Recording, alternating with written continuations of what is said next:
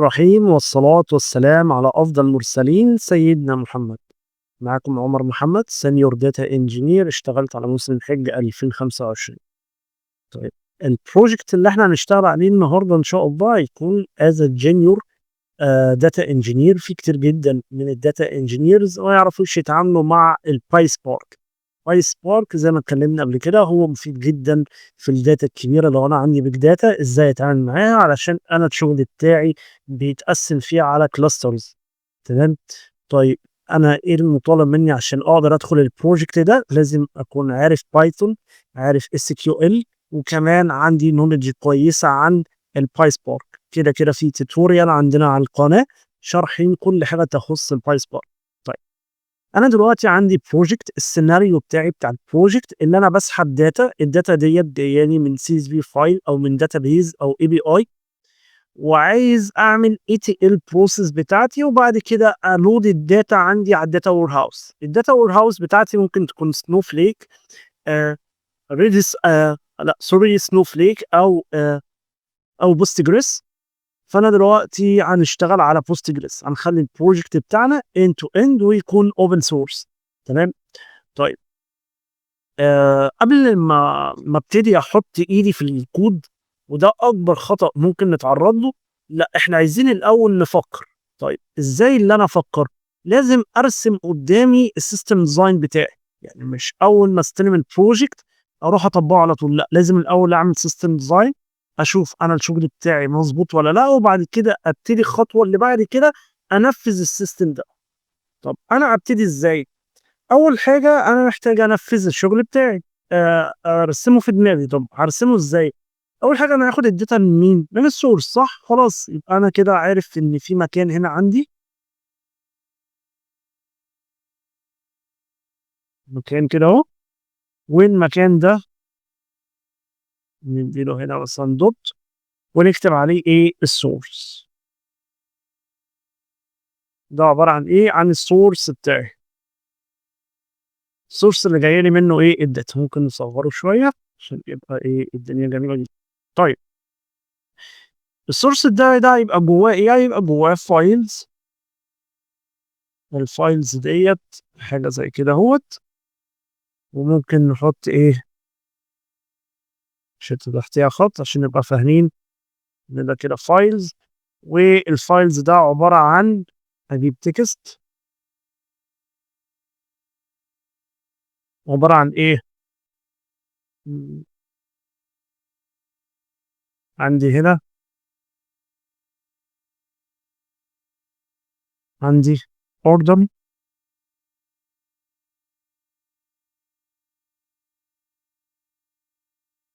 وعندي من الاوردرز ديت برودكت، برودكتس، وعندي كمان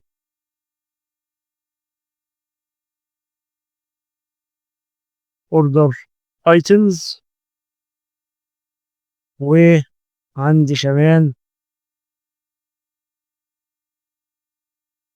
ريفيوز بالمنظر ده، وعندي كمان ايه؟ عندي السيلر، سيلرز بالمنظر. تمام. طيب، انا كده ظبطت كله. بقى عندي اوردر، برودكت، اوردر ايتمز، ريفيوز، وكمان السيلرز بتاعتي. طيب، وبعدين انا الداتا ديت عندي هتروح لفين؟ للداتا وير هاوس بتاعتي. طيب، الداتا وير هاوس بتاعتي ديت هي هتتحط جوه كونتينر. انا هستخدم بوست جريس. بوست جريس هحطه جوه الكونتينر وهو دوكر. تمام، اكيد احنا عارفين ايه دوكر. طيب، لو مش عارفين دوكر، في كورس على قناة يوديمي، على الكورس بتاعي على يوديمي شارح فيه كل اساسيات دوكر وازاي نشتغل عليه ان شاء الله. تمام. حتى شارحين فيه كل الداتا انجينير، كل جزء في الداتا انجينير والاساسيات بتاعته. طيب، خلينا كده اهوت، ونيجي نجيب خلفية بسيطة كده. طيب، هنا اهو، ده الدوكر بتاعي. وجوه الدوكر بتاعي هيكون فيه كذا ايه؟ اداء. طيب انا هشتغل ايه جوه؟ هشتغل اول حاجه انا هاخد من السورس، هستخرج السورس، هعمل اكستراكشن. تمام. والاكستراكشن دي هتيجي على مين؟ على، لو انا جيت هنا هتبقى على باي سبارك. تمام. هتبقى كده على باي سبارك، وجوه الباي سبارك هيحصل كذا بروسيس. طب خلينا هنا نجيب افاتشي صورة الافاتشي سبارك اهوت، هنا اهو. ده اللي انا هشتغل عليه. وجوه الاباتشي سبارك بتاعي هيكون عندي حاجتين.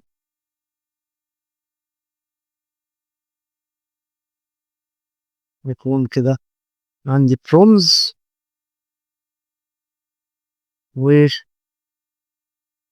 ونسميها برونز، ونديله لون مثلا برونز. وبعد البرونز عندي ايه؟ سيلفر، سيلفر لاير، ودي نديها لون سيلفر والله. السيناريو بتاع اللي هيحصل كالتالي: انا دلوقتي هروح اعمل اكستراكشن، والاكستراكت بتاعي انا هاخده من مين؟ من السورس بتاعي.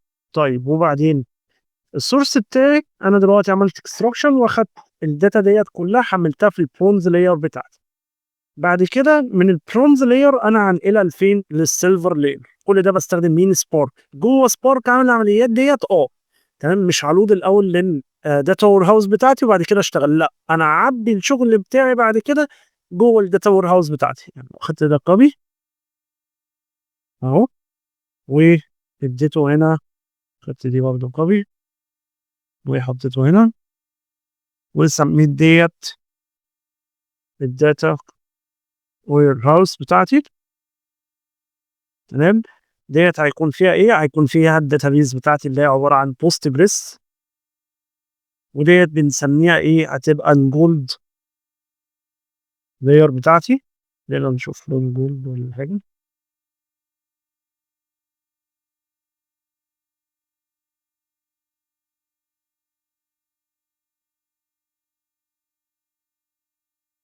مش لون، حاجه شبه كده. تمام. وديت هتبقى ايه؟ الجولد لاير بتاعتي جوه ايه؟ الداتا وير هاوس. فاللي هيحصل بعد ما بخلص من السيلفر لاير، تمام، بعد ما اعمل العمليات بتاعتي اقوم عامل ايه؟ رايح اما اعبي الداتا بتاعتي جوه الداتا وير هاوس. يبقى هنا الجزء بتاع سبارك هو مخصوص بايه؟ بالاكستراكشن في الاي تي ال والترانسفورميشن، وابني البيزنس لوجيك بتاعي.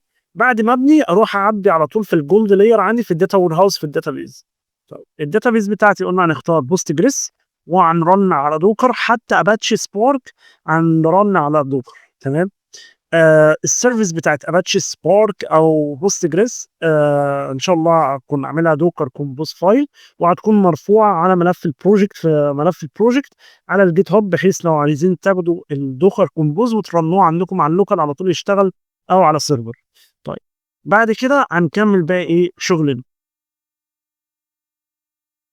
طبعا بعد ما عملنا السيستم ديزاين بتاعنا، لو حابين اصلا نسيفه مثلا، لو احتاجناه ولا حاجه فيما بعد، ممكن نعمله اكسبورت از، ونيجي نعمله بي ان جي مثلا دارك او لايت. انا هختار لايت، واجي اعمل ايه مثلا اكسبورت. تمام. بيوريك الصوره هتكون عامله ازاي، ده المنظر ده. تمام. ممكن هنا اللوجو مش الطف حاجه، انا هختار لوجو تاني. يعني احنا لو جينا هنا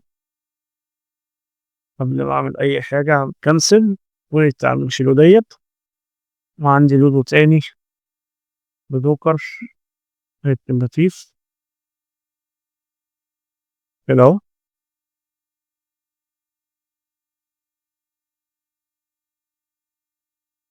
نحطه كده ونصوره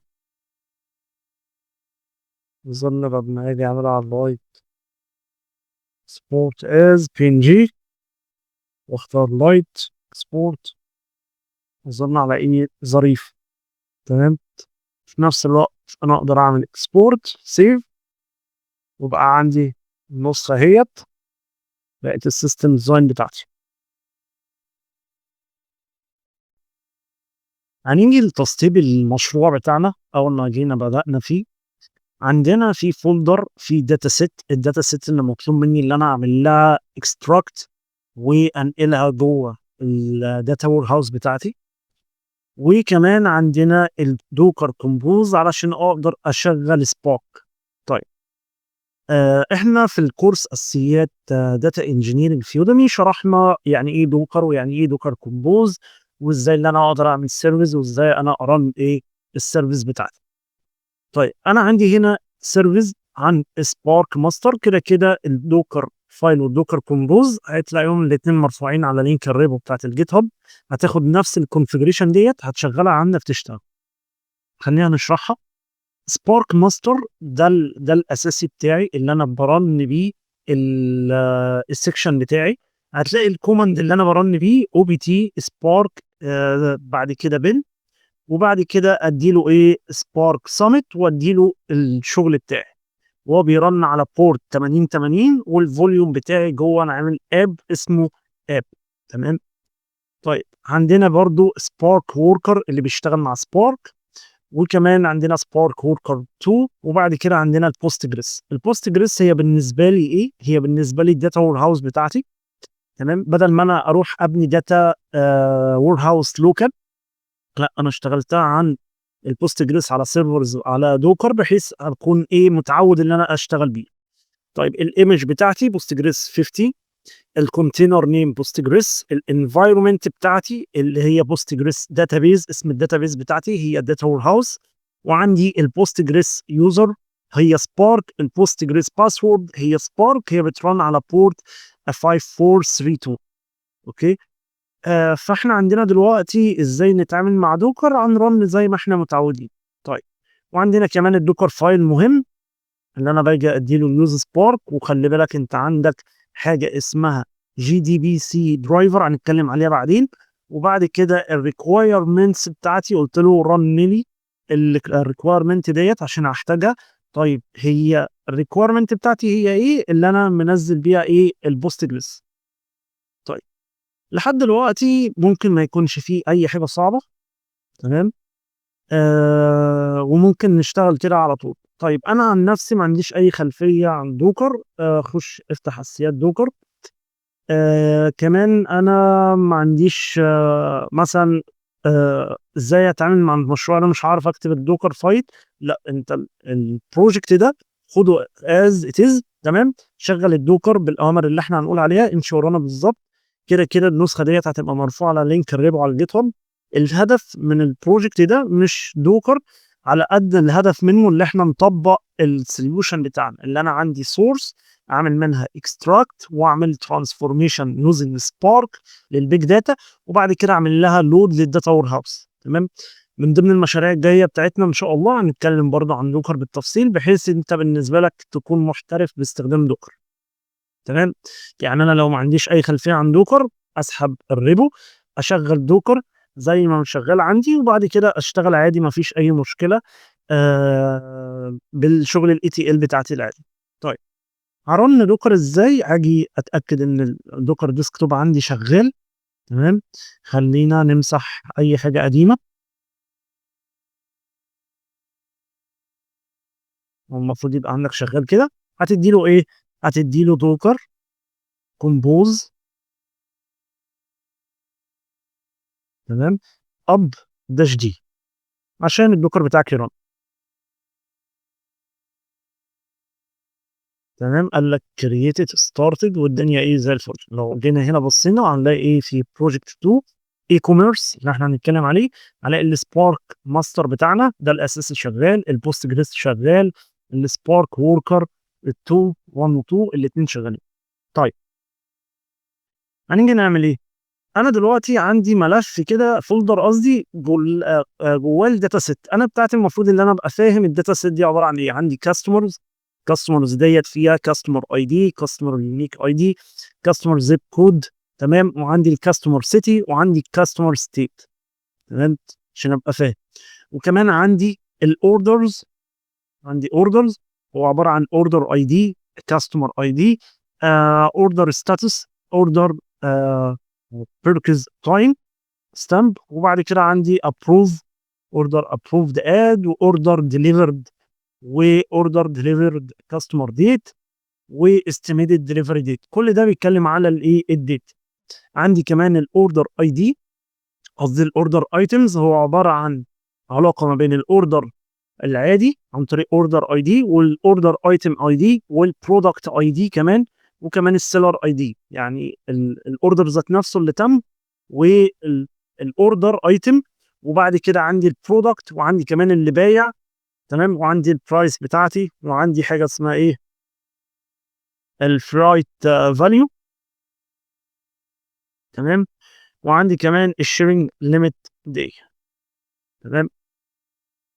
عندنا كذا حاجه، وعندنا كمان في البرودكت اي دي، كاتيجوري نيم، والنيم لينس، وهكذا. طيب انا دلوقتي قبل ما ابتدي اي حاجه لازم ادخل اناليسز، ابقى فاهم كل حاجه في الداتا سيت بتاعتي ديت بتتكلم عليها عشان اقدر اشتغل عليها. طيب هل انا من دلوقتي انت المفروض تعمل اناليسز طبيعي جدا، تبص على الداتا سيت زي ما انا عملتها، ابقى فاهم كل كولوم ده طبيعته ايه. برودكت اي دي هو عباره عن سترينج عشان فيه حروف وارقام، والكاتيجوري برضو عباره عن سترينج، وهكذا. طيب بعد كده انا جيت في مرحله اللي انا خلاص فهمت الداتا سيت وكله تمام، ادخل في المرحله اللي بعد كده. ايه المرحله اللي بعد كده؟ اللي انا اعمل اكستراكت لكل اللي في الداتا سيتس دي. كل الفايلات السي اس في انا عايز اخدها اعمل لها ايه، اكستراكت. طيب اعمل لها ازاي؟ اول حاجه انا محتاج هنا اعمل فولدر، اكريت فولدر جديد اسميه ايه، اسميه انجكشن، تمام. طيب انجكشن ده طبيعي ليه؟ عشان انا محتاج اعمل زي هنا اهو، تمام، محتاج اعمل اكستراكت. فالمرحله بتاعت سبارك دي كلها على بعضها اسمها انجكشن بتاعتي. طيب محتاج اعمل ايه؟ هفتح الفولدر ده، هعمل ملف config دوت دي اي. الملف ده هحفظ فيه الاعدادات بتاعت سبارك عندي، تمام. طبعا احنا متعلمين سبارك توتوريال، لو مش متعلمها هتلاقيها عندنا في الكورس بتاع يوديمي، وكمان على البلاي ليست على اليوتيوب. فهتلاقي اللي احنا عاملين الكونفج.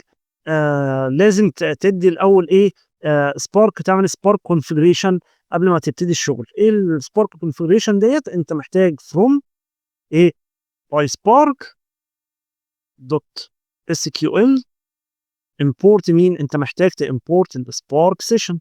جميل، طيب حلو. بعد كده محتاج اعمل ايه انا؟ محتاج اجي هنا اديله ايه، اديله السيشن بتاعتي، اديله سبارك، اعرف سبارك واقول له ايه، سبارك سيشن. وبعد كده احطهم كلهم جوه اقواس. عشان اعمل ايه دلوقتي؟ اقول له كده سبارك سيشن دوت بيلدر دوت اب نيم. اسم الاب بتاعك ايه؟ هنسميه مثلا ايه، كوميرس. وبعد كده محتاج اعمل ايه بعد كده؟ عندي دوت ماستر. انت هتشغله على ايه؟ هشغله على اللوكال، واستخدم لي استرس، يعني كل الكورس، كل البروسيس اللي عندك، البروسيسور اللي عندك في الجهاز. وبعد كده هاجي اقول له دوت جيت اور كريت، تمام. انا كده عملت السبارك سيشن بتاعتي. طيب جميل جدا. محتاج اعمل ايه بقى؟ محتاج اعمل ملف للبرونز لاير. مش انا هنا عبني برونز لاير، تمام، جميل جدا. فانا هاجي هنا اروح اكريت ملف اسميه برونز دوت بي اي.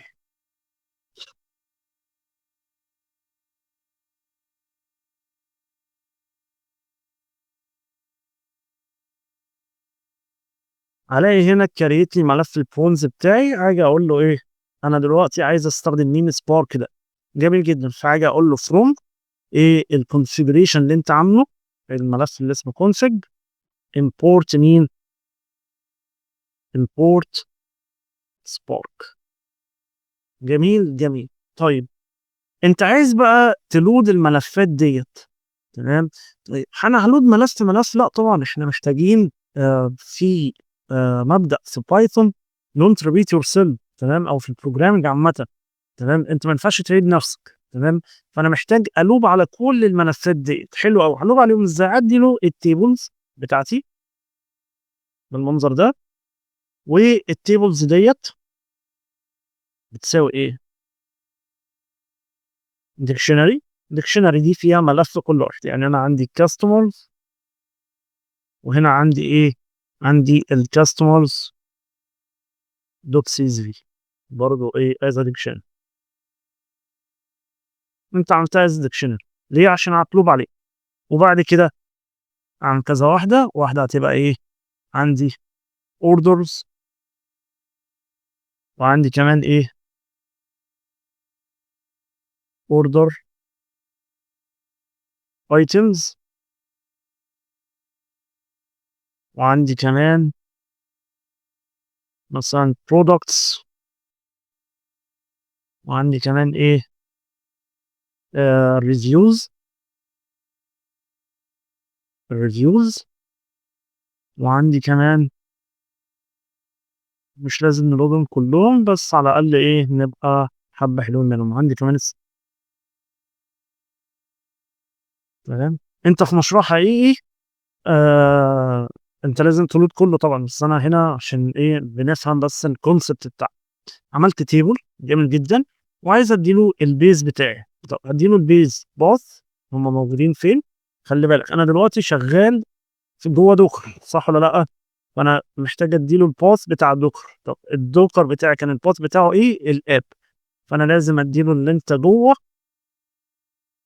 الاب، جوه ايه؟ ملف اسمه الفولدر اسمه الداتا سيتس، تمام. هو ده الداتا سيتس، المنظر ده. طيب وبعدين هنا بقى هتيجي تلوب عليه. حاجه الوم ازاي؟ حاجه اقول فور مثلا نيم، وكمان فايل ان ايه تيبلز دوت ايتمز عشان دي ديكشنري. وبعد كده هيجي اعرف الداتا فريم بتاعتي، تمام. الداتا فريم بتاعتي بتساوي ايه؟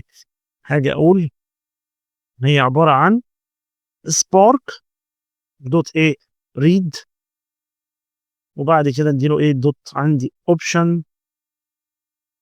الاوبشن بتاعي اول حاجه الهيدر بترو، عشان يجيب لي كل كولوم في الداتا سيت، يعني يجيب لي الكاستمر اي دي، يجيب لي الكاستمر يونيك، وهكذا. طيب وبعد كده حاجه اقول له تاني دوت اوبشن الانفر سكيم. انفر سكيما بترو، تمام، علشان يبقى حافظ لي مثلا هنا ديت سترينج، ديت سترينج، تمام. ديت مثلا مكتوبه سترينج، يفضل حافظها لي ايه زي ما هي موجوده في الايه في السي اس في بتاعي.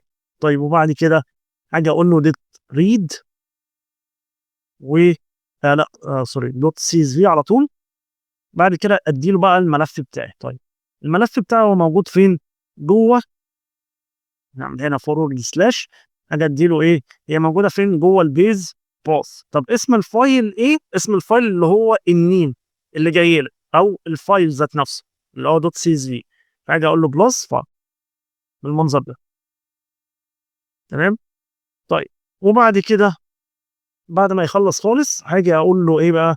اعمل لي داتا فريم دوت رايت دوت مود. انا دلوقتي عملت اكستراكشن، هتحفظهم فين؟ احفظهم في مكان اسمه باركي. طيب المود بتاعي اوفر رايد، عشان لو هو مكان مكتوب قديم تبدل لي القديم بالجديد. وبعد كده دوت باركت، تمام. باركت ده وظيفته ايه؟ وظيفته ان انا يحفظ لي الملف ده. طب ليه ما احفظوش في سي اس في؟ طب احنا عملنا ايه؟ طب ليه هو افضل اصلا؟ ده سؤال سينيور. ليه الباركت افضل بكتير من السي اس في؟ اولا عشان هو بيحفظ الملف مش از رو، يعني مش بياخد رو، لا بياخد از كولوم. يعني ياخد لي الكاستمر اي دي، ياخد لي الكاستمر اي دي كده كله بالمعلومات بتاعته، ويروح يخزنها ايه؟ جوه ملف كده خاص بيه بالكاستمر اي دي. تمام، بيخزنها از كولوم، فبالتالي في طريقه الفيتش او الشغل بتاعي بيكون اسرع بكتير واحسن بكتير. طيب، عندي ايه كمان؟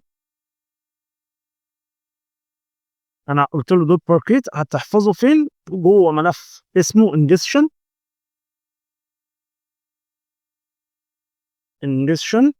تمام، وجوه البرونز بتاعتك. تمام.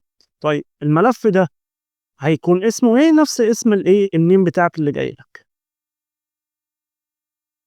النيم، المنظر ده. تمام، النيم بتاعتك. طيب بعد كده لازم بعد ما تعمل خطوه زي ديت لازم تدي ايه؟ سبارك دوت ستوب عشان توقف الانجن بتاعه. وبعد كده ممكن نعمل برنت حاجه حلوه كده، نقول له ايه مثلا؟ سبارك ستوب. تمام. وبرضه عشان نبقى شايفين الخطوات واحنا شغالين نعمل لوجينج ازاي. نيجي هنا قبل ما يبتدي اللوب نيجي نقول برنت مثلا ايه؟ آه اي ايموج. واجي اقول له ايه؟ النيم بتاعي اللي هو مره هيكون كاستمر مره هيكون اوردر وهكذا. اقول له ايه؟ ستارتد. تمام، واخدها نفسها بالظبط كوبي، واجي انا احطها هنا تحت بعد كل واحده. يقول لي ايه؟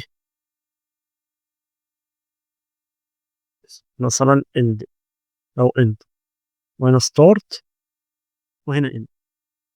تمام، كده انا خلصت البرونز لاير. انا دلوقتي اللي اعمله ايه بالظبط؟ هروح اجيب الداتا ديت من السورس. تمام، وبعدين اروح احطها فين؟ في البرونز لاير. فالكود بتاعي هو بيعمل ده.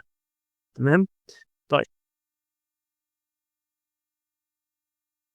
طبعا انت عشان تقدر تشتغل بروجكت زي ده انت لازم يكون معاك اساسيات سبارك. تمام، واساسيات بايثون اكيد يعني. طيب هنيجي نعمل ايه؟ هنرن. طيب انا عايز ارن، ادخل جوه الماستر ورن الكونتينر بتاعي. في ايه بقى؟ عندي امر اسمه دوكر اكسكيوت. تمام، او اكسكيوت. تمام، داش اي تي، وبعد كده اديله السبارك ماستر بتاعتي، وبعد كده اديله باش يعني تخش لي على التيرمينال بتاعي. تمام، انا كده دخلت جوه الايه؟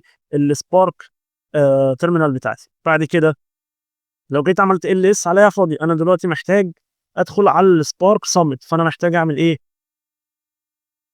اجي اقول له او بي تي، او بي تي، وبعد كده سبارك، وبعد كده اديله ايه؟ بن، وبعد كده اديله سبارك داش سبميت. تمام، وبعد كده انا عايز ارن الملف البرونز ده. هرنه ازاي؟ انا كده دخلت جوه بس عشان اجيب السبارك سبميت. طب انا عايز ارن الملف، حاجه اديله امر آه اسمه ايه؟ سبارك، او هاجي اديله كده انجكشن اب. تمام، انجكشن،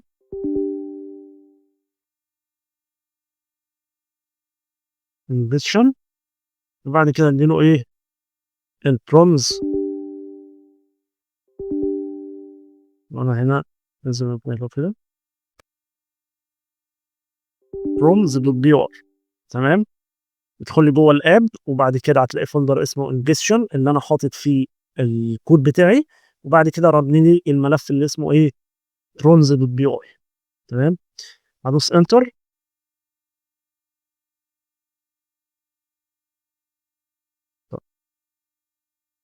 قال لي في مشكله، تعالوا نشوف ايه المشكله ديت اصلا بالتفصيل.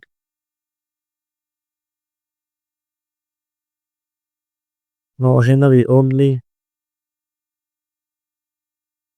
mount forest.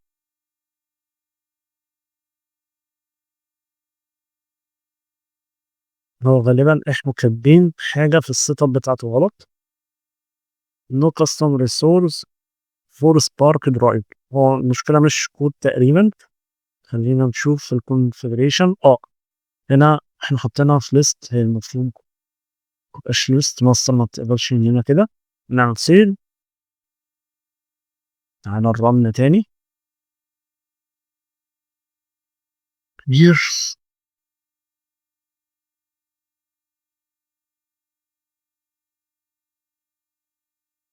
تمام، اشتغل، دخل اهو جوه الكاستمر ستارت، وبعد كده بينفذ بينفذ بينفذ بينفذ.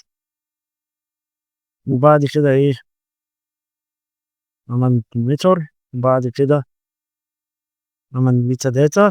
لو احنا نزلنا هتلاقيه بقى ايه، بيدخل على كل واحدة. بس دخل على ايه، اوردر اند، خلصها، وبعد كده دخل على الاوردر ايتمز ستارت، وهكذا يفضل يشغل على كل الملفات لحد ما يجي في الاخر يعمل ايه، اخر حاجة عندك اند، وبعد كده عمل لك سبارك ستارت. طب اعرف منين هو خلص ولا لا؟ لو جيت عملت ال اس هلاقي فولدر الانجكشن ظهر عندنا. تمام. طيب انا دلوقتي حفظتها فين؟ جوه الانجكشن بتاعتي. طيب هاجي اقول له سي دي دخلني الانجكشن، ويدخلني، او خليني جوه الانجكشن اعمل ال اس، هلاقي البرونز اللي احنا كتبناها هنا اهو. تمام، عمل لي الفولدر. جميل. طب اقول له دخلني جوه البرونز، هلاقي ايه؟ هلاقي بقى دخل على ايه، الكاستمر والاوردر ايتمز والاوردرز والبرودكتس والريفيوز والسيلر، اللي انا قلت له ايه، هاتهم لي من السيز في. طب جميل، لو انا فتحت حاجه زي الكاستمرز كده، وجيت مثلا عايز اشوف الكوانتيتي بتاعته كام رو. بص هنا كام، مثلا كام، 99442. تمام. فرقم كبير جدا، فالداتا سيت دي كبيره، عشان كده سبارك هو اللي يقدر يتعامل معاها. ما اقدرش اديها مثلا بانداز ممكن يضرب معايا. طيب لو انا جيت هنا دخلت جوه الكاستمرز، عايز اشوف هو حفظها لي ازاي. حاجه هو سي دي جوه الايه الكاستمرز، على ايه، جيت عملت ال اس، بص على ايه، عملها لي على بارتيشن. تمام، كذا بارتيشن. ميزه البارتيشنز ديت بتبقى سريعه، على 3 بارتيشن بتبقى سريعه، يعني قسم لي الملف السي اس في على 3 بارتيشن، كل بارتيشن شايله جزء. تمام، ليه؟ عشان وانا بعمل مراحل الكليننج او الترانسفورميشن يتعمل بسرعه. لو انا كلها حملتها في مكان واحد، تمام، الدنيا ايه معايا تبوظ. فانا اقدر اقسم البارتيشنز براحتي. تمام، واقدر كمان اللي انا ايه، اشتغل بيه. بس الفكره كلها الكستمايزيشن بتاع سبارك، اللي انا بقدر اشتغل على اكتر من كلاستر في نفس الوقت، فمهما كانت الداتا كبيره انا اقدر اشغله واطلع ايه، اكيورسي عالي. طيب انا كده عملت مرحله البرونز لاير. عايزين نعمل مرحله السيلفر ليك. طيب السيرفر لاير هي مرحله ترانسفورميشن. تمام، مش بزنس لوجيك. يعني ايه ترانسفورميشن؟ يعني اتاكد ان مفيش دوبليكيت، مفيش نول، التايم، الديت والتايم مظبوطين. تمام، دول 3 حاجات تهتم بيهم وانت شغال في مرحله الترانسفورميشن، ودايما انت بتحتاجهم. طب في مرحله الجولد لاير انت بقى بتبتدي تبني البيزنس لوجيك بتاعك اللي هتحتاجه في الشغل بتاع الداشبوردنج، واحنا بنعمل باور بي اي. تمام، او بنعمل اي داشبورد. طيب لو انا جيت هنا هكريت ايه، نفس ما انا عملت في البرونز، هكريت ملف جديد واسميه سيلفر دوت بي واي. جوه السيلفر دوت بي واي ايه بقى،